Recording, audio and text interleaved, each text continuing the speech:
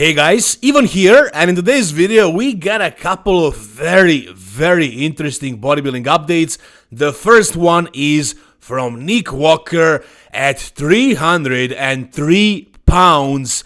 With this kind of condition, at 15 weeks out, this is looking absolutely crazy. And I love the comment down below that I highlighted in yellow. It says 303 reasons to talk.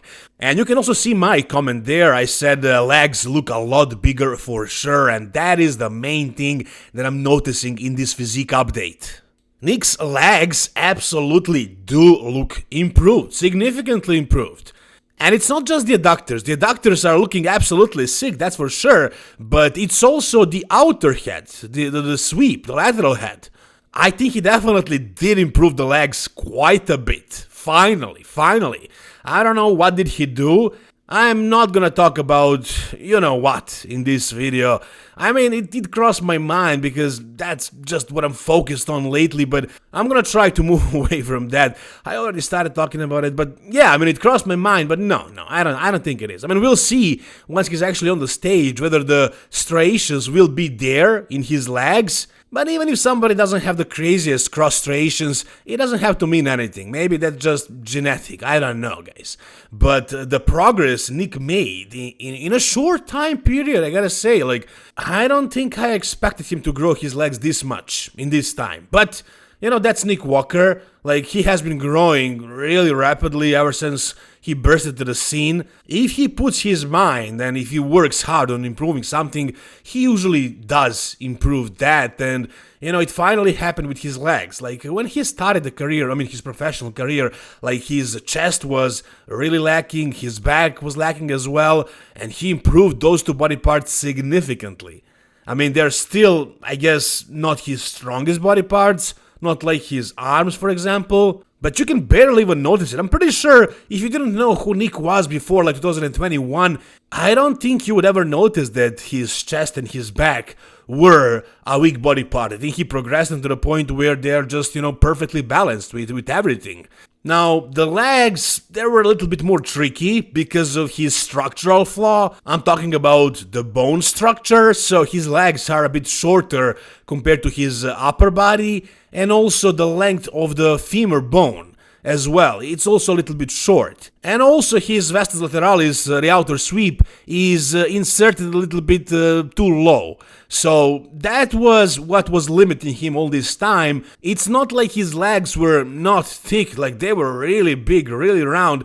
It's just from the front they weren't sweeping out enough. But he had to force this by growing as much as possible, and I think he accomplished that, basically. I mean, once he's in shape, in condition, unless his legs lose the fullness as he preps. If his legs stay full and he gets in shape and he loses the size, a little bit of size in his waistline, in his midsection, the legs are gonna look even more dramatic. But in this point right here, his legs don't even look like a weak body part anymore.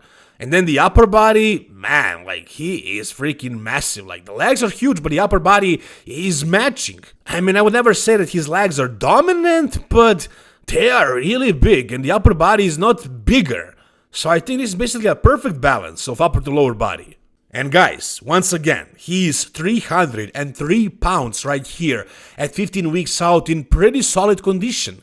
That's basically Regan Grimes' size, and I think similar condition. Maybe Nick is even a little bit more condition. I mean, he is 15 weeks out of a Pittsburgh Pro, and Regan is doing a New York Pro, which is, I think, 2 weeks or 1 week after the Pittsburgh. So I think I think they are in similar condition right now, but they are the same weight, and I think Regan is like 4 inches taller than Nick. So that just gives you the perspective of the size of this guy. Like, he is a freaking monster, man. Like, he is so freaking big. It's gonna be crazy. I mean, we'll see how much weight will he have to lose to get in shape, but, you know, at this point, I can see Nick being like 270 on stage, 270 shredded. I'm pretty sure at this point that this is going to be the craziest version of Nick Walker that we ever saw so far. I mean, I don't know how his waist and his midsection are gonna look, but with this size, and if he gets in crazy condition, I mean, I don't think a lot of us will be paying attention to his waist too much, because he's going to be such a freaking monster. How far can he go? I mean, I can definitely see him winning the Pittsburgh Pro against Martin. I'm not saying he will win, but I can definitely see that. It's gonna be a tough battle for sure. And then as far as like the Mr. Olympia, I mean, I definitely can see this guy being top 3. Whether he can win the Mr. Olympia or not, I mean, that's debatable. I don't think it's impossible. He needs to be a little bit lucky to win the Mr. Olympia. He needs guys like Samson, Derek, and Hadi, and maybe even Martin and Andrew to be off, in order to win.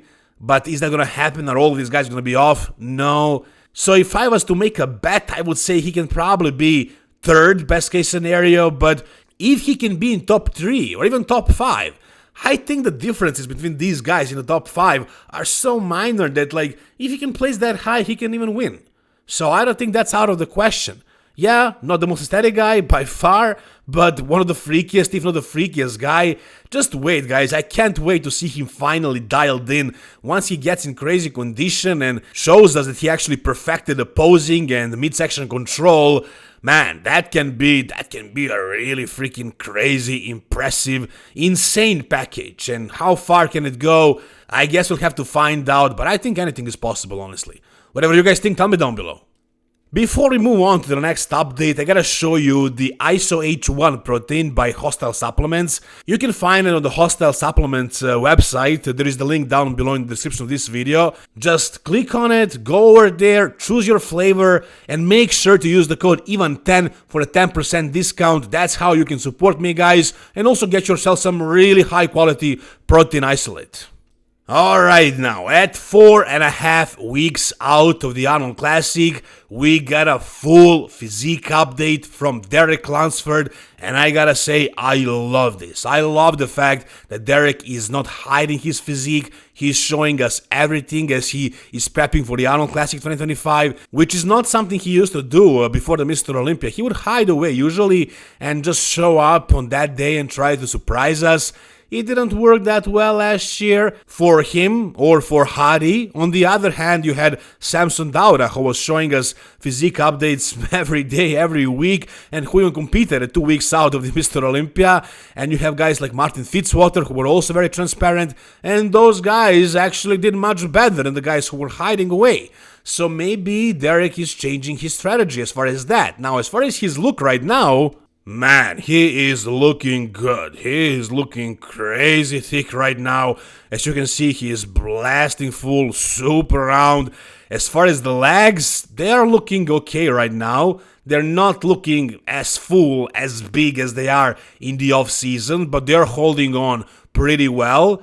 And I love the fact that he is not overly shredded at 4.5 weeks out. I think he's in a perfect spot. And I think Hunter Amber kind of did a little bit like, he kept him too lean in the off-season, and like he was ready ahead of time a little bit too early. And if his problem is fullness, then I think this is definitely the right approach. I mean, his conditioning is good. It's definitely spot on at 4.5 weeks out. But I think before, he was basically stage ready at like 5-6 weeks out. And that can be a sound strategy, that can be really good. Brandon Curry is doing that this year. In some instances, it's a good thing for certain physiques, but in Derek's case, I don't think it is. I think this is a much better approach. Whatever he's doing right now with Chris Aceto, I think he's gonna be at his absolute biggest, and he's also going to be shredded. Lean enough, for sure. And I think this is the recipe for the best possible version of Derek. Check out the abs and thighs right here. It looks good. It looks definitely good, but I want to see the vacuum as well because it looks really crazy. I know it's not a vacuum pose, it's an abs and thigh pose, but he should hear it as well because it looks crazy. As far as like his size, I mean, the thickness that he has compared to his height, it's absolutely nuts, man.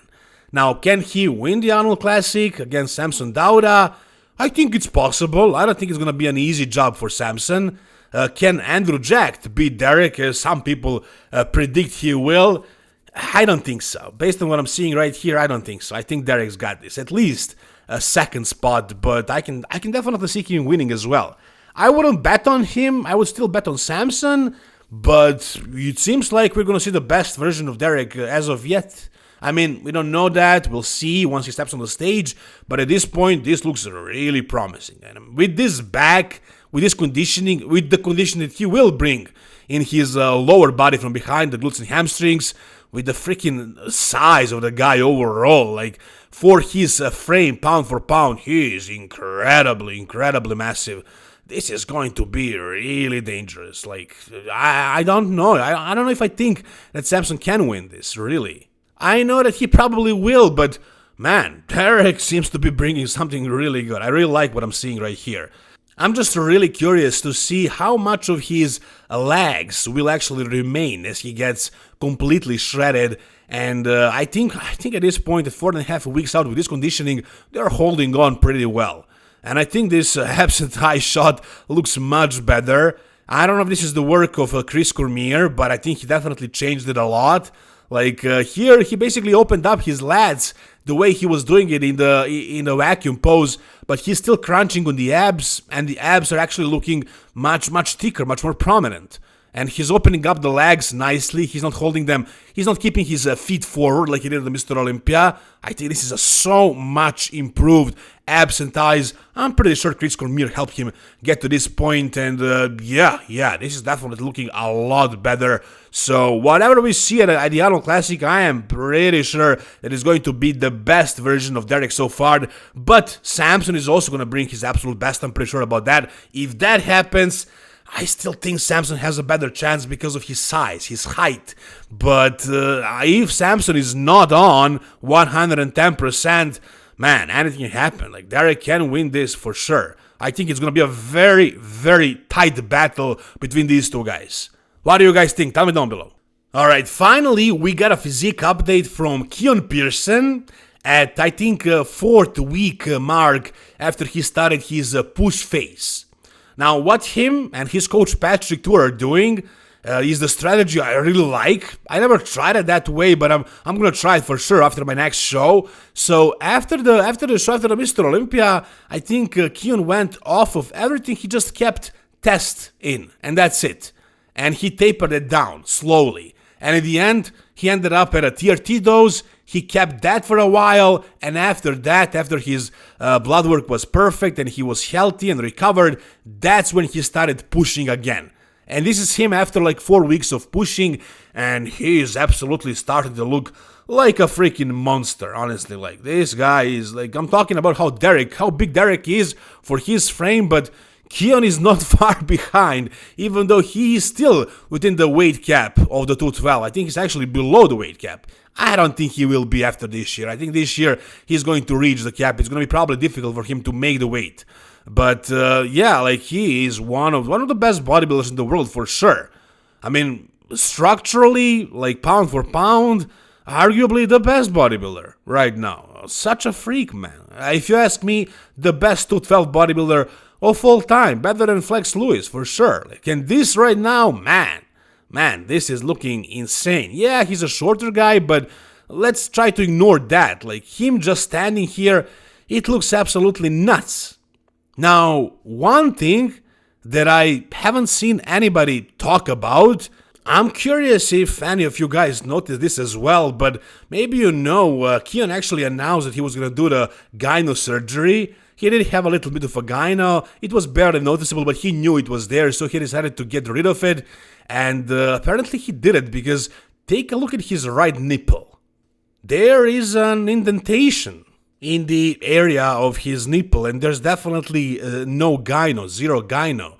So he definitely did a surgery, and it went well in terms of getting rid of the gyno, and he's back at training. But from what I heard, the way I understand this, like, when you do a gyno surgery, the surgeon shouldn't remove your entire gland. He should only remove the accumulated tissue, fat tissue, that is basically your gyno, but he should keep the gland over there, because if you lose it, you end up with a dent like this.